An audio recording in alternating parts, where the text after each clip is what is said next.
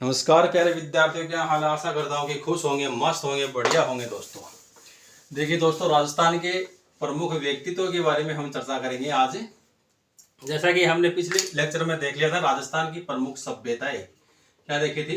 राजस्थान की प्रमुख सभ्यताएं। आज बात करते हैं राजस्थान के प्रमुख व्यक्तित्व।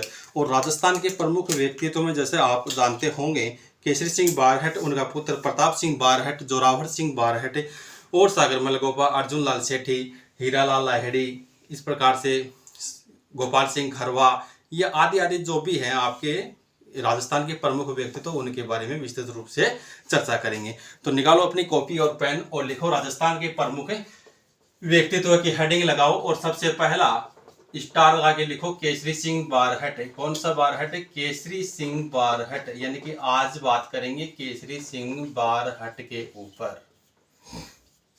किन के ऊपर? केसरी सिंह बारहट के ऊपर।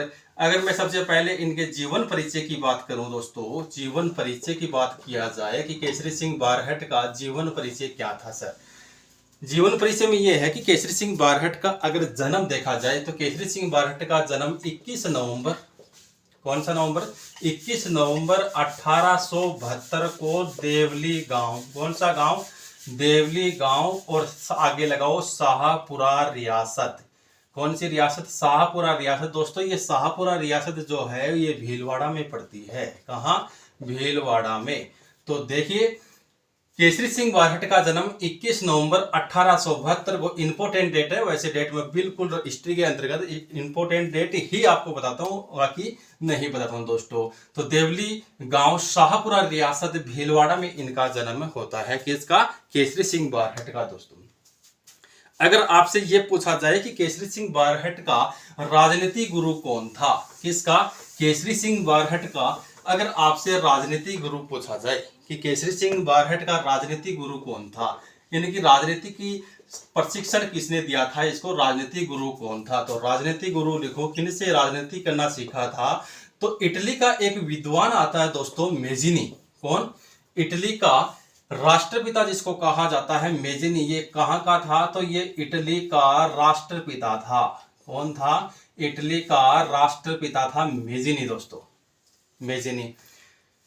केसरी सिंह बारहट का राजनीतिक गुरु मेजिनी था, जो इटली का राष्ट्रपिता था। दोस्तों हुआ क्या, मेजिनी की एक जीवन पुस्तिका चलती थी। किसकी? मेजिनी की जीवन पुस्तिका चलती थी। मेजिनी की जीवन पुस्तिका। दोस्तों जीवन पुस्तिका के ऊपर भारत सरकार ने रोक लगा रखी थी। किसने? भारत सरकार ने जीवन पुस्तिका पर भारत सरकार की रोक, ये मानो। साथ साथ में अपने शॉर्ट्स नोट्स अपने हिसाब से दोस्तों ऐड करते जाइए अपने नोट्सों के अंतर्गत कि जीवन पुस्तिका किसकी है? मेजिनी, इटली का राष्ट्रपिता है, भारत सरकार ने इसके ऊपर रोक लगा रखी थी। अब होता क्या यहाँ आगे, जब वीडी सावरकर जो है, कौन? वीडी सावरकर लंदन में रह रहा था। वीडी सावरकर, वीर दामोदर सावरकर। वीर दामोदर सावरकर कहाँ रह रहा था? तो लंदन में रहते हुए इस पुस्तक का मराठी भाषा में अनुवाद कर दिया। दोस्तों कौन सी भाषा में? इस पुस्तक का, कौन सी? मेजिनी की जीवन पुस्तिका जो चलती थी, मेजिनी की जो जीवन पुस्तिका थी, यानी कि अपने खुद के ऊपर लिखी हुई थी ये पुस्तक। तो लंदन में रहते हुए वीडी सावरकर ने इस पुस्तक का मराठी में अनुवाद कर दिया। जब भारत सरकार ने इस पुस्तक के ऊपर दोस्तों रोक लगा रखी थी, तो क्या किया कि वीडी सावरकर ने इस पुस्तक को, किसने? वीडी सावरकर ने इस पुस्तक को भारत के अंदर तिलक को दे दी गई। किनको दी? बाल गंगाधर तिलक को। बाल गंगाधर तिलक का एक कोटेशन आता है कि स्वराज्य मेरा जन्मसिद्ध अधिकार है दोस्तों, मैं इसे लेकर ही रहूंगा। यह कहना किसका है? बाल गंगाधर तिलक का। जब वीडी सावरकर ने मराठी भाषा में मेजिनी पुस्तक का अनुवाद करके तिलक को दे दी गई थी, और तिलक से यह पुस्तक है अपने भारत में किसको प्राप्त हो जाती है? तो केसरी सिंह बारहट को। किसको? केसरी सिंह बारहट को ये पुस्तक प्राप्त हो जाती है। अब केसरी सिंह बारहट क्या करता है कि मेजनी की जीवन पुस्तिका जो थी, मेजनी की जीवन पुस्तिका थी, उनका हिंदी में अनुवाद कर देता है। इसमें हिंदी में अनुवाद करता है दोस्तों। तो वीडी सावरकर किस में अनुवाद करता है दोस्तों? मराठी में अनुवाद करता है आपका मेजनी, ये वीडी सावरकर। तो मेजनी की जीवन पुस्तिका का मराठी में अगर अनुवाद पूछा जाए आपसे तो लिखना है मराठी में किया था वीडी सावरकर ने। केसरी सिंह बारहट ने मेजनी की जीवन पुस्तिका का हिंदी में अनुवाद किया था। गुप्त तरीके से वीडी सावरकर ने यह पुस्तक भारत में किन को पहुंचाई? तो बाल गंगाधर तिलक को पहुंचाई थी। बाल गंगाधर तिलक ने यह पुस्तक किसको दी? तो दोस्तों केसरी सिंह बारहट को दे दी गई थी। ब्रिटिश सरकार ने रोक लगा रखी थी या भारत सरकार ने रोक लगाई थी? तो दोस्तों इस पुस्तक के ऊपर भारत सरकार ने रोक लगा रखी थी। इस प्रकार से जीवन परिचय होता है आपका केसरी सिंह बारहट का दोस्तों। आगे लिखो दिल्ली दरबार। अब दिल्ली दरबार कब लगता है? 1903 में। कब लगता है? 1903 में। तो हेडिंग लगाओ और लिखो फटाफट दिल्ली दरबार। कौन सा दरबार है? दिल्ली दरबार। दिल्ली दरबार कब लगता है? 1903 में। कहाँ लगता है? दिल्ली दरबार ही नाम दरबार है तो नाम भी कहाँ लगेगा? ये दिल्ली में लगेगा दोस्तों। तो दिल्ली दरबार लगता है 1903 में। और कहाँ लगता है? दिल्ली में लगता है। कौन लगा रहा है? अपने गवर्नर जनरल लॉर्ड कर्जन। कौन लगा रहा है? Governor general Lord Curzon Delhi दरबार लगाया था। दोस्तों लगाने का उद्देश्य क्या था? दरबार लगाने का अपने भारत में ये दरबार लगने का उद्देश्य क्या था? अगर उद्देश्य आपसे पूछा जाए कि सर उद्देश्य क्या है, तो उद्देश्य यही था कि ब्रिटेन का नया सम्राट बन रहा था। कौन था? ब्रिटेन का एक नया सम्राट बन रहा था। कौन? ब्रिटेन का नया सम्राट बन रहा था सप्तम। कौन? लॉर्ड सप्तम जो था वो ब्रिटेन का एक नया ये सम्राट बन रहा था। उनकी खुशी में, ब्रिटेन के जब नया सम्राट बनने की खुशी में लॉर्ड कर्जन ने क्या किया? अपने भारत में दिल्ली दरबार लगाया था 1903 में। 1903 में ये दरबार लगाया था। तो 1903 में ही अपने मेवाड़ के महाराणा फतेह सिंह को, किसको?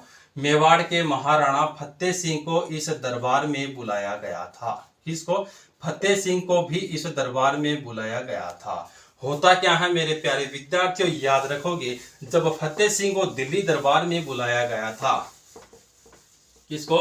फतेह सिंह को दिल्ली दरबार में जब बुलाया गया था, लेकिन फतेह सिंह दिल्ली दरबार में नहीं जा पाया। क्यों नहीं जा पाया? जब केसरी सिंह बारहट है वह चेतावनीरा चुंगट्या लिख देता है। क्या लिख देता है? एक चेतावनीरा चुंगट्या लिखता है। कौन लिखता है चेतावनीरा चुंगट्या? तो केसरी सिंह चेतावनीरा चुंगट्या कौन लिखता है? तो आपका केसरी सिंह बारहट चेतावनीरा चुंगट्या लिखता है। ये कैसा चेतावनीरा जो चुंगट्या था दोस्तों, ये डिंगल भाषा में लिखा हुआ था। और 13 सोरठे, कुल सोरठे अगर पूछा जाए तो दोस्तों 13 सोरठों में ये लिखा गया था। कौन? आपका चेतावनीरा चुंगट्या। याद रखोगे, चेतावनीरा चुंगट्या के माध्यम से दिल्ली दरबार में मेवाड़ के महाराणा फतेह सिंह को रोका गया था। दिल्ली दरबार में जाने से मेवाड़ के महाराणा फतेह सिंह को दोस्तों रोका गया था। अब देखिए ये चेतावनीरा चुंगट्या जो है वो लेकर के कौन जाता है? लिखता तो केसरी सिंह बारहट है, लेकिन गोपाल सिंह खरवा का नाम याद रखोगे। किसका नाम? गोपाल सिंह खरवा। कौन आता है? गोपाल सिंह खरवा नाम का एक व्यक्ति था। गोपाल सिंह खरवा इस चेतावनीरा चुंगट्या को लेकर के किनके पास जाता है? मेवाड़ के महाराणा फतेह सिंह के पास में जाता है। और मेवाड़ के महाराणा फतेह सिंह दिल्ली दरबार में ये चेतावनीरा चुंगट्या पढ़ करके दिल्ली दरबार में शामिल नहीं हुआ था। याद रखोगे दोस्तों, 1903 की बात है। इतना हो जाता है दोस्तों।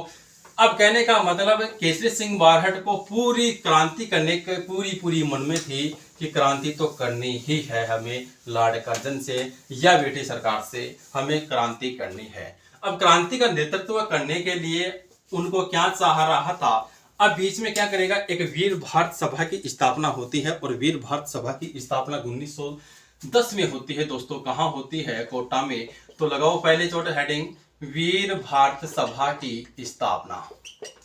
वीर भारत सभा की स्थापना कब होती है? यानी कि वीर भारत सभा, आप लिखो वीर भारत सभा कोष्टक में लिखो 1910 में दोस्तों कहाँ होती है वीर भारत सभा, तो कोटा में होती है। कहाँ होती है? कोटा में। वीर भारत सभा के अगर सबसे इंपॉर्टेंट बात ये आती है कि इसकी स्थापना के साथ में संस्थापक कौन कौन थे। तो संस्थापकों में आपको याद रखना मेरे प्यारे विद्यार्थियों, एक का नाम आता है विजय सिंह पथिक। किसका नाम आता है? तो विजय सिंह पथिक। एक नाम तो विजय सिंह पथिक लिखोगे। दूसरा नाम जो है दोस्तों केसरी सिंह बारहट का लिखोगे। किसका? दूसरा नाम आता है केसरी सिंह बारहट दोस्तों, केसरी सिंह बारहट। तीसरा का नाम लिखोगे हीरा लाल लाहेड़ी। कौन था? हीरा लाल लाहेड़ी।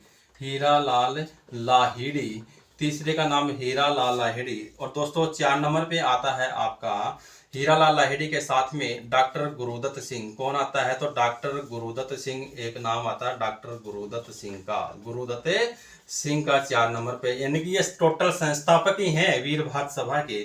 और 5 नंबर पे लिखो लक्ष्मी नारायण। कौन था? कौन सा नारायण? तो लक्ष्मी नारायण का नाम आता है 5 नंबर पे, लक्ष्मी नारायण।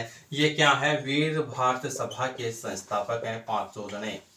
ये जो 5 बंदे मैंने आपके बताए हैं वीर भारत सभा के संस्थापक है। विजय सिंह पथिक बार बार एग्जाम में पूछते हैं दोस्तों, RS परी जैसी एग्जाम में आता है, फर्स्ट ग्रेड के फर्स्ट पेपर में आता है कि वीर भारत सभा के संस्थापकों में से कौन सा था, कौन सा नहीं था, सुमिलित करो।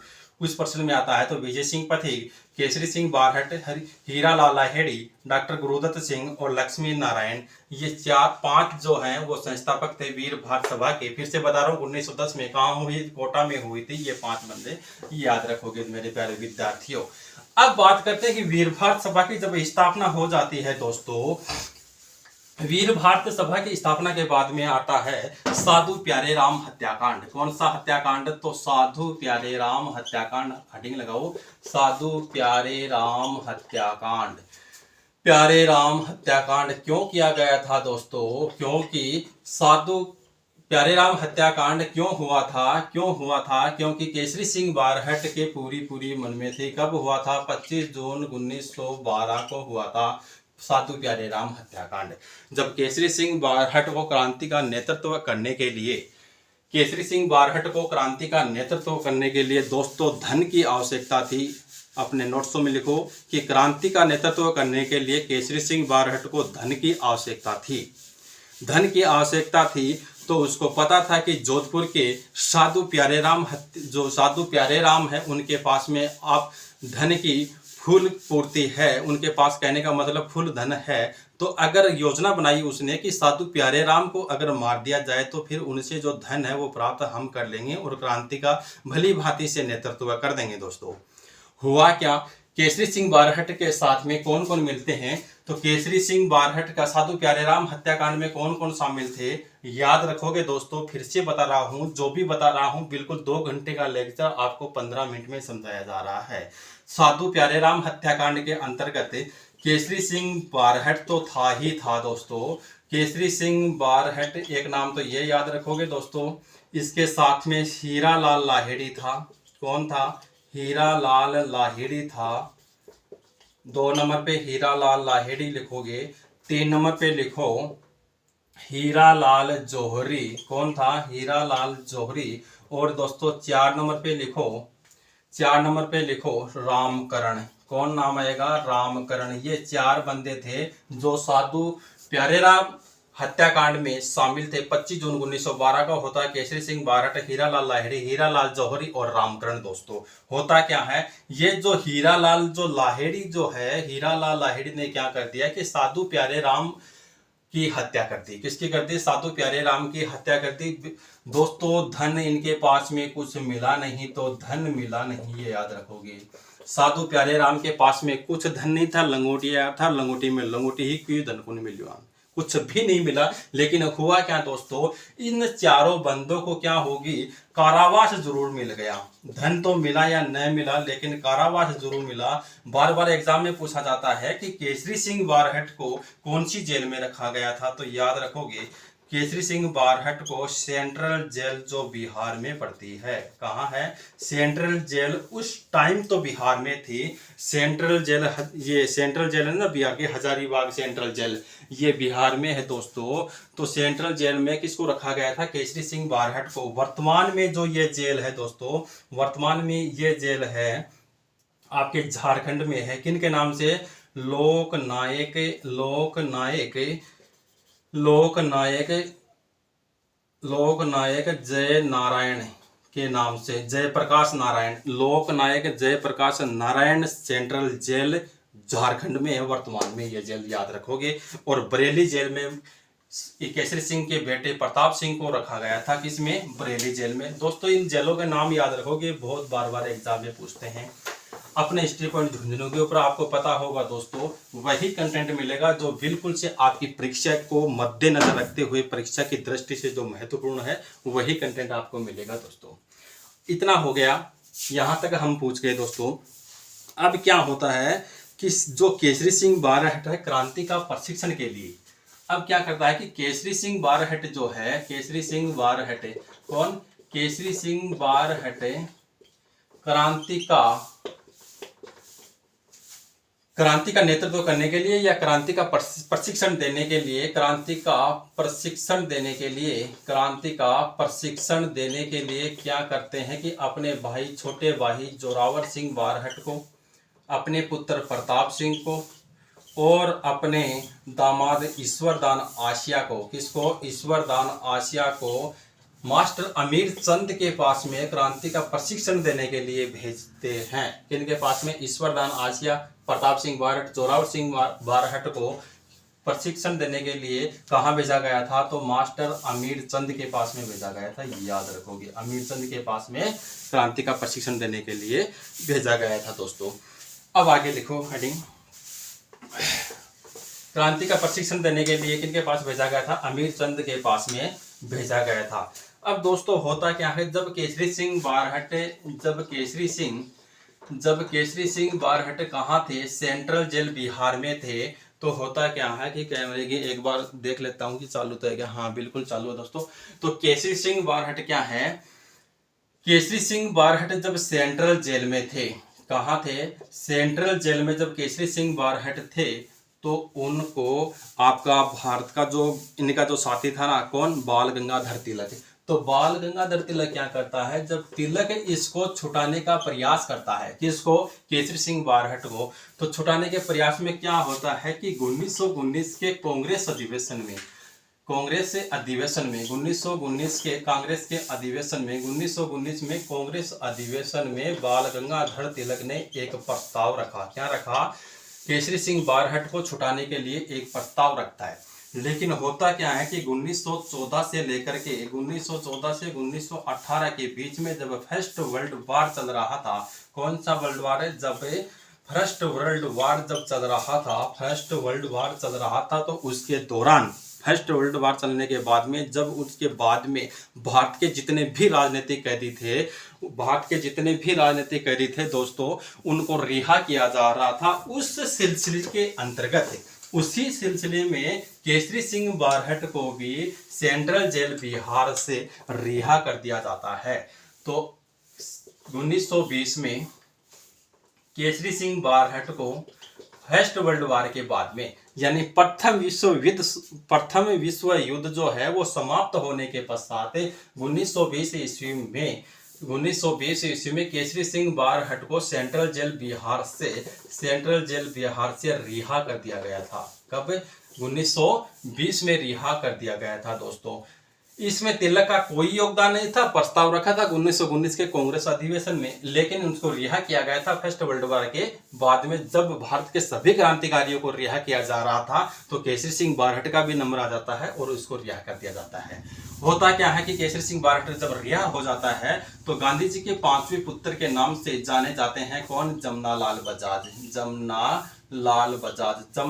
बजाज के कहने के ऊपर केसरी सिंह बारहट को वर्धा महाराष्ट्र में चले जाते हैं। जमनालाल बजाज के कहने के ऊपर केसरी सिंह बारहट जो है वो वर्धा महाराष्ट्र में चले जाते हैं और वर्धा महाराष्ट्र में कौन है, विजय सिंह पथिक। वर्धा महाराष्ट्र में विजय सिंह पथिक केसरी सिंह बारहट के नाम पर, विजय सिंह पथिक जो है वो केसरी सिंह बारहट के नाम पर राजस्थान केसरी समाचार पत्र निकाल रहे थे। क्या निकाल रहे थे, राजस्थान केसरी समाचार पत्र है वो वर्धा महाराष्ट्र में केसरी सिंह चले जाते हैं, लेकिन वर्धा महाराष्ट्र में विजय सिंह पथिक जो है वो केसरी सिंह बारहट के नाम पर राजस्थान केसरी समाचार पत्र निकाले रहे थे। होता क्या है कि केसरी सिंह बारहट ने कहा, किसने कहा, तो केसरी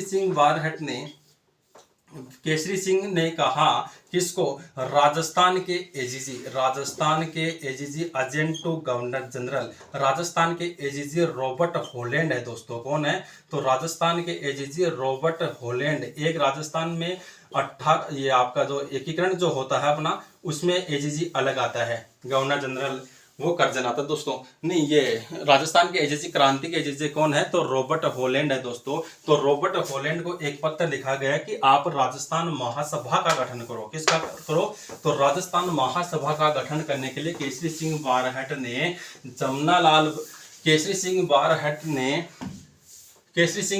ने रॉबर्ट हॉलैंड को, राजस्थान के एजीजी रॉबर्ट हॉलैंड को एक पत्र लिखा कि आप राजस्थान महासभा का क्या करो, गठन करो। रॉबर्ट हॉलैंड को कहा कि आप राजस्थान महासभा का गठन किया जाए। तो राजस्थान महासभा का गठन रॉबर्ट हॉलैंड ने, राजस्थान महासभा का गठन जो है उनको 2 सदनों में किया। तो राजस्थान महासभा के अगर आपसे सदन पूछा जाए दोस्तों, तो 2 सदन का नाम, एक सदन का नाम होता है दोस्तों भूस्वामी प्रतिनिधि सभा, भूस्वामी प्रतिनिधि मंडल, भूस्वामी प्रतिनिधि मंडल।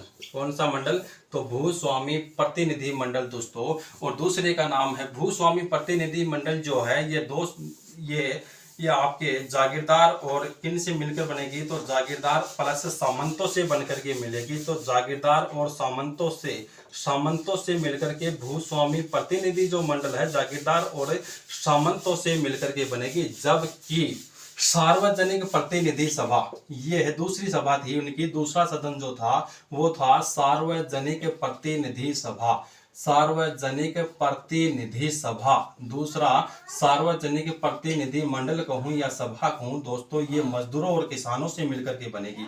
एक साइड में मजदूर एक साइड में मजदूर और किसान है वो मिलकर के बनेंगे। तो इस प्रकार से 14 अगस्त 1941 को प्यारे विद्यार्थियों, 14 अगस्त 1941 ईस्वी को केसरी सिंह बारहट की मृत्यु हो जाती है। अब नोट करो आप, केसरी सिंह जो बारहट है, केसरी सिंह बारहट की जो प्रमुख पुस्तिका कौन कौन सी है, तो पुस्तिका लिखो केसरी सिंह बारहट की, प्रताप चरित्र, कौन सा चरित्र, प्रताप चरित्र, रूठी रानी चरित्र, प्रताप चरित्र, रूठी रानी चरित्र, दुर्गादास चरित्र, कुसुमांजलि, ये है केसरी सिंह बारहट की प्रमुख पुस्तिका दोस्तों। इस प्रकार से आपसे 15 से 20 मिनट का लेक्चर हुआ था दोस्तों। पढ़ते रहो, लिखते रहो, खुश रहो, मस्त रहो। मिलते हैं अगले लेक्चर के साथ में जोरावर सिंह बारहट के साथ में और प्रताप सिंह बारहट के साथ में। धन्यवाद, खुश रहो, मस्त रहो दोस्तों।